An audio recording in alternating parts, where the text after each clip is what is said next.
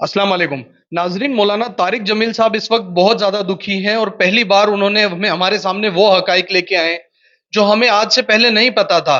तबलीगी जमात के अंदर आज से पहले भी दो मरतबा ऐसा हो चुका है कि अलग अलग तंजीमें और धड़े बने और अल्लाह की तरफ से वो खत्म हो गए, क्योंकि अल्लाह का काम अल्लाह ही चलाता है। आज मौलाना तारिक जमील साहब बहुत ज्यादा गमगीन और दुखी हैं। उन्होंने एक शेर पढ़ा जो कि जिसके पढ़ने के बाद वो रोने लग गए। वो जो गीत तुमने सुना नहीं मेरी उम्र भर का रियाज था, मेरे दर्द की थी वो दास्तां जिसे तुम हंसी में उड़ा गए। ये एक शेर पढ़ने के बाद मौलाना तारिक जमील साहब जो हैं वो ज़ारो कतार रोने लग गए, उन्हें हिचकियां लग गई। बहुत सारे उल्मा जो हैं इस वक्त उनके हक में सामने आ गए हैं। मैं आपको उन उल्मा कराम की भी अलग अलग मसालिक के हैं उनके भी छोटे छोटे बयानात सुनाऊंगा। लेकिन उससे पहले जो बार बार अभी हमारे सामने मौकिफ आ रहा है, तबलीगी जमात के कुछ लोग हमें बता रहे हैं कि जी वो सियासी हो गए। सियासी तो आज से 20 साल पहले भी वो सियासी थे, आज से 15 साल पहले भी सियासी थे और आज से 10 साल पहले भी वो सियासी थे। कोई भी शख्स क्यों सियासी नहीं होगा? क्या सियासी इसको कहा जाता है कि अगर मौलाना तारिक जमील साहब नवाज शरीफ की बेगम की अगर जनाजा पढ़ाएं या किसी जर्नेल के खानदान के किसी फौज शुदगान के लिए दुआ करने जाएं या बड़े बड़े सियासी इज्तिमा के अंदर मौलाना तारिक जमील साहब को बुलाया जाए कि दुआया आशाइया आप कीजिए। इसी तरीके से आपको याद होगा कि इमाम काबा जब पाकिस्तान आए तो मौलाना तारिक जमील साहब ने उनका इस्तकबाल किया सियासी तौर पर, गवर्नमेंट की सतह पर। अब दूसरी तरफ कहा जा रहा है कि जी जो तबलीगी जमात है उसका सियासत से और मीडिया से ताल्लुक नहीं है। अब मौलाना तारिक जमील साहब का जो बयान आया कि मुझे रोका जाता था कि आप जो है सियासी बयान ना दें, आप जो है जो मीडिया पर ना जाएं। तो मेरी सारी शनाख्त ही मीडिया के जरिए, अगर मैं मीडिया पर नहीं आता तो लोग मुझे नहीं जानते। और ये हकीकत है। हमने बचपन से हमने आंख खोली, दीन को समझना सीखना शुरू किया तो मौलाना तारिक जमील साहब के हमने बयान सुनने शुरू किए।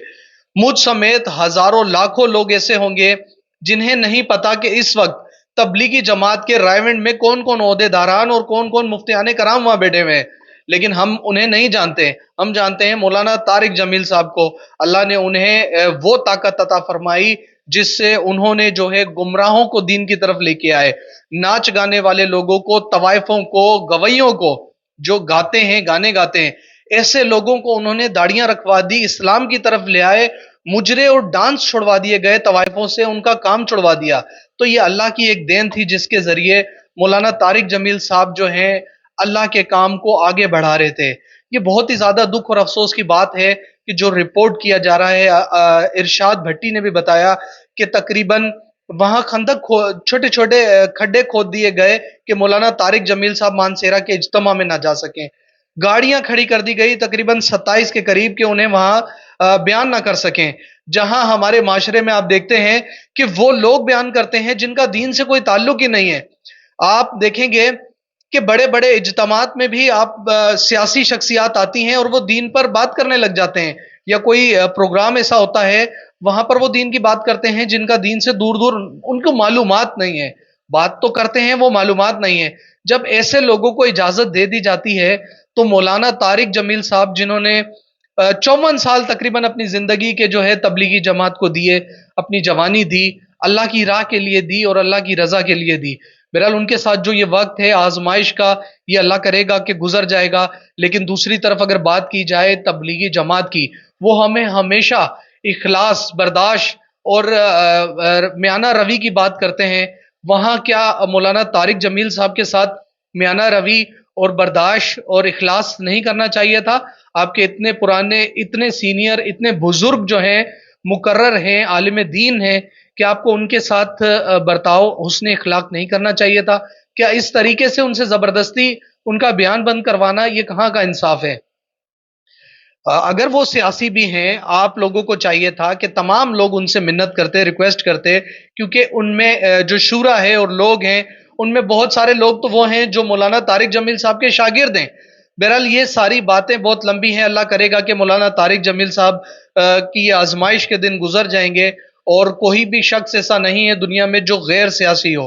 हर बंदा जो अकल शऊर रखता है उसको अंदाजा होता है, उसका अपना नजरिया होता है कि कौन सही है कौन गलत है। اگر آج وہ کسی پارٹی کو سمجھتے ہیں کہ وہ صحیح ہے تو وہ ان کا اپنا ذاتی فعل ہے، وہ یہ نہیں کہہ رہے کہ قرآن اور حدیث میں لکھا ہے کہ یہی صحیح ہے، وہ ان کا اپنا نظریہ ہے، انہوں نے وہ سب سیاسی پارٹیوں کے ساتھ بیٹھے ہیں، ہر بڑے بڑی حکومت کی دعاؤں میں، ان کے اسمبلیوں میں، الگ الگ جگہ پہ مولانا طارق جمیل صاحب کو مدعو کیا گیا اور وہ ہمیشہ وہاں گئے۔ آج سے پہلے کیا وہ سیاسی نظر نہیں آئے؟ بیان دینے پر کہ عمران خان بہادر ہیں اور اس طریقے سے ان کے خلاف اتنا بڑا قدم اٹھانا یہ بالکل انصاف کی بات نہیں ہے۔ اللہ تعالیٰ سے دعا ہے کہ اللہ تعالیٰ ان معاملات کو حل کرے اور تبلیغی جماعت والوں کو بھی اللہ تعالیٰ ہدایت کہ وہ ان معاملات کو حل کریں، جتنی اس بات کو بڑھایا جائے گا اتنا کام خراب ہوگا۔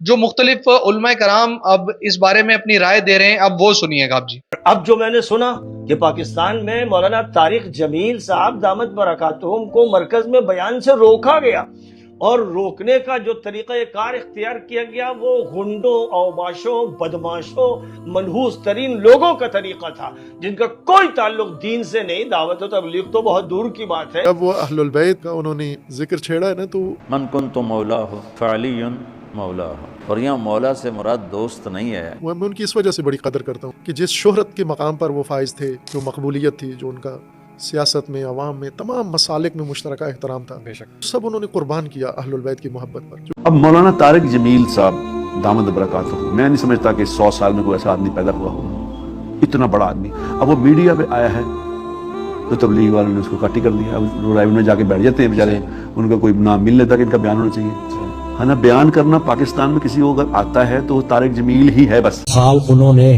54 سال دین پہ لگا دی اور 6 بر اعظم میں دین پھیلایا۔ سنیے، 6 بر اعظم میں دین پھیلایا اور اداکاروں، ایکٹروں کو مسلمان کیا۔ مگر میں دعا کرتا ہوں مانے کہ دنیا بڑی ظالم، کسی کی جوانی کی بینت، کسی کا بڑھاپا نہیں دیکھتی ہوتی۔ ان کو بڑھاپے میں ستایا ان لوگوں نے، ان کو کہا کہ تو ادھر تبلیغ نہیں کر سکتا۔ مولانا میں نے 40 دن اللہ کے راستے میں جانا ہے، لیکن آپ اگر ساتھ ہوں گے تو پھر جانا۔ سارے مولانا طارق جمیل منظر سے غائب ہو گئے۔ تبلیغی جماعت کے اجتماعات میں مولانا کی پابندی ہے۔ مولانا صاحب نو ملن گیا، مولانا صاحب کو بڑی دنیا بیٹھی آئی، بڑے وڈے وڈے لوگ بیٹھے ہیں۔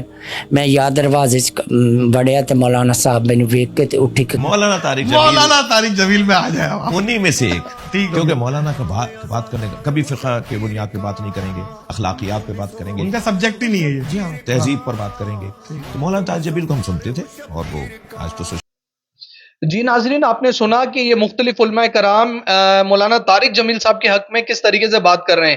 مولانا طارق جمیل صاحب وہ شخصیت ہیں جنہوں نے کبھی بھی فرقہ وارانہ بات نہیں کی، بلکہ بھائی چارہ، رواداری اور اخلاص، محبت کی بات کی ہے، اور ہر فقہ میں یہ جاتے ہیں، ہر مسالک میں جاتے ہیں، ہر الگ الگ مذاہب کے لوگوں سے ملتے ہیں، اور کوشش ان کی یہی ہوتی ہے کہ دین کی طرف لوگوں کو لایا جائے۔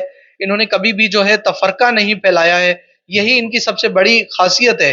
اللہ تعالیٰ ان مسائل کو جلد سے جلد حل فرمائے، اور علماء کرام کی اللہ تعالیٰ حفاظت فرمائے، اور ہمارے ملک پہ بھی اللہ تعالیٰ خاص رحم و کرم فرمائے۔